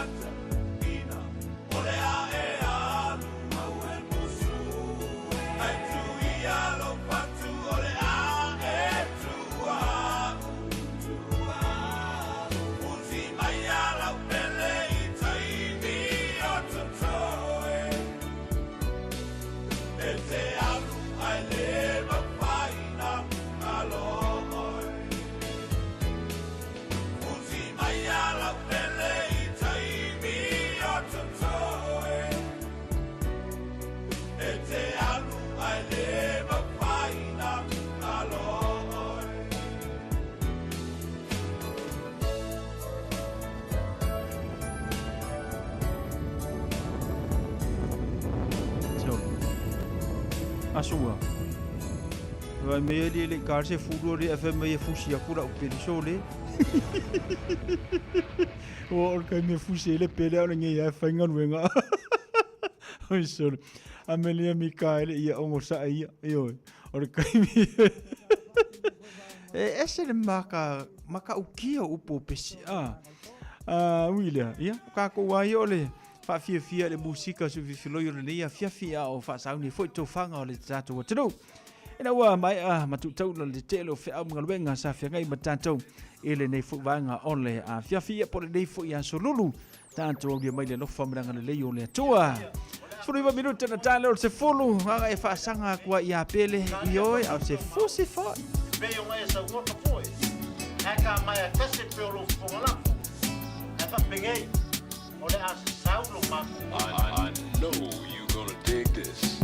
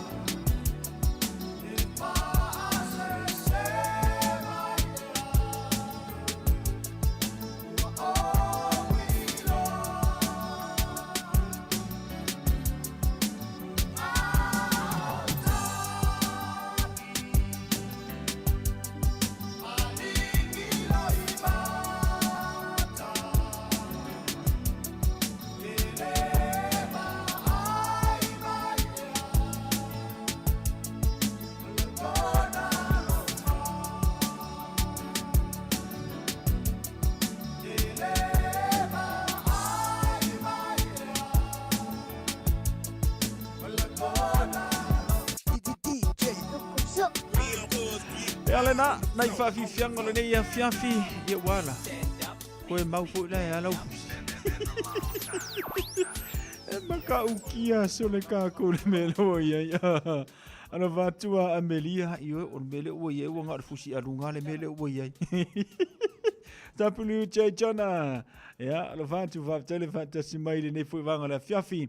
ia ma le tātou porkalame a mese le tautua a le Radio Samoa se furulima iwa tauru amo ia ma tātou porkalame whaanga solo niso e nātou whangai mga luenga le nei a fiafi po le nei fuipo Ami Grant ano fatu whaatele whaatasi mai Ami Robert ia lofa tele mo tau manuia tele manolongo le nei a fiafi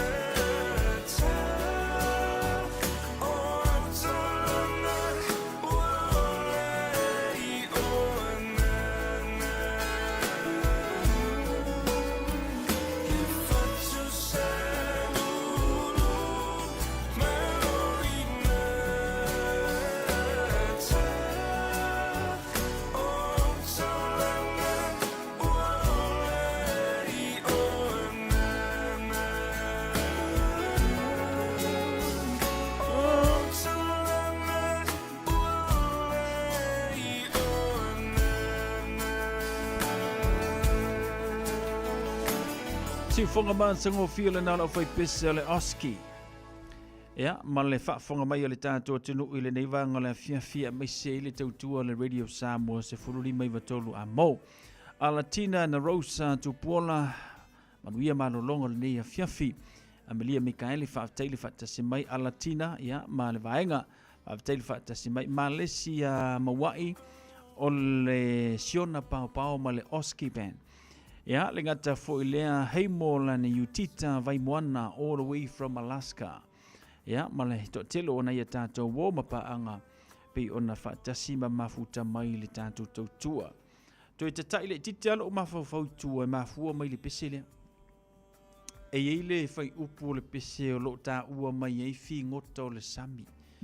O le sea, o le loli, o le funga, fi ngota o le sami. Masalo e tātou tio mai le ia se sinola masoifua mai le o langa lea.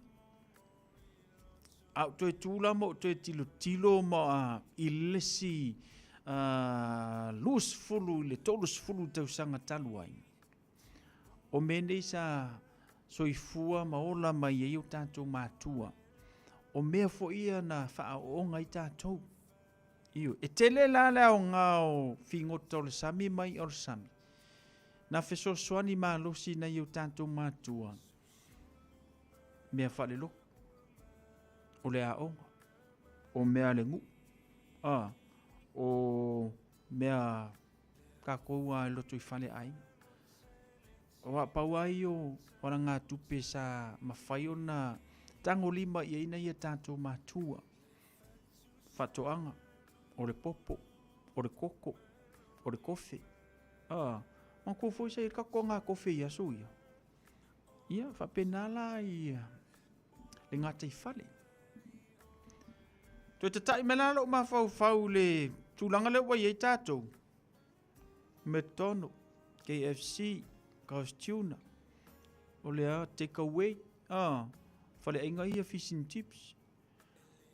O soifua mai la ma ola me tato whanau. O ke fa amu ia ile au na tupulanga. O ka ko foi aso ia. Masalo pe ko ka ko ua se ka la pe se lua ka la ngo ka ko ka I se fulu. O ngo se fulu fiku ka sanga pe ya. Na vai te. Ya ka mo foi se lua ka la pe ka la so le pe la ka ke ua se la ka la. O taimi nei. Ya. Na o si le fia de tanto tenu. Faftaile oski pen. Ma le pesele ua matango fie I fole tātou por kala mea mai sele toe tata ile titi e tua tātou ma fau. Ile soifua ma le olanga na soifua ma o wola mai ai. Te roe. E whapeanga e sau Samoa, e whapea mea kia u ke sau ngingi usile kere I alu le sami. Ia. Ka ilola le lopeanga e whangau loa e alu lo I Alaska. Sei vanga nai la tau na whananau loa e se mai Samoa o tātou I o mai ni o mātutua. E o sei whangana. Vangala na sa tau si tātou na I o tātou mātua. Mele a whapea o soifua pea na I o mātua le nei teimi. O nei whangalo ia te oe la ngaluenga le lei. Au a fo ine I mutai lo o lofa ma vavae e se ina I le tūtino tā ua o lo tangata. Na tātou mawai le ola ma le malosi ma tātou mawai nā mau meua e sa afi ai le nei la lolangi ma le nei soifuanga. Eo. Ia, na I tātou mātua e lima vai. Ia, au le lima vai le na. O le ua manuia ia o tau, po tātou. Eo al mea mangingoa ma le mea moni ai, e iai le tangata, ua makua I ngalo ar ka mamarkinga. Saua ingi usila, I loa kolosi le awala, I loa kolosi mori, ia ki loa ku I le awa, sidi aku le alofa I le awa ngai lor ki ngā markama. Ia, harkala e masangi ka koe maua isi awa e keli. Ai kasi arau ka maa kasi rau ki ngā le ngai lalo laki. Ka kola ungan na. Au te lenga la tala. O le alofa, o ane I mawai ma oe mai na I o mātua. Ia, whapena ona. Whaima, mala au tamama tina o fai ngofie so ta inga neva te mi le pi o lava ke mi vilia ku fal ko miki ngalu le lo makua i or ko a inga sau se si ker fongia ku neva ke mi to se te mi te vilia te va ai tu ai fo linga lau le le ma le au le le o na yo ma tu talo fai ia o la ulu ile na mo o el ni tu sang a matalia ni tu sang a fa pe o mamawa o me siu tamama siu tina o ngi ngalo ia ki o e pe ia o kongi le vailia makafia ko meanga i o lima pe a fa pe ke le alofa even for i o le ma futa mama tu i ni asia e alu yasi o ma ke le nga e alu yasi le a ingo ngale ia ai fai malu yasi matua o ina sa o ile fa manianga o tatou yo ya tatou por kalamele na ile nei fiafia tonu wa maua seisi fa manatu fautuanga mo tatou mai se lava tatou o tau mamao manai matua ya mai se tatou wa le ango se utama se utina ya la fiusi ko inga masilo maku e fakakari mai ya wo faia no wifi uile fa manuia tele le tua ile malolonga le tatou tenu ile nei fiafi manuia fo ile tua ile ala usu ai fo ile aso atai au i fe au mga luenga mau alo malosi mau au mafaufaunga le lei ia mamata ala iso se teimi tenga lue ai lungo le awala mata ala ia maso se mea e te anga i mo nga luenga mana o mia lava lo mata ala iso se mea falai tatou le aso freile le lofo mranga le lei o le tua fa mangalo se fa matalanga ia wale tau tamali i ile nei fu vanga la fiafi fa talo fatu a biera le ngata fo ile ropi fa talo fatu tau sala o le taiao ia manuia malolonga le nia fiafi fa taitele le mafuta mai sausi fanua seu fa soifuia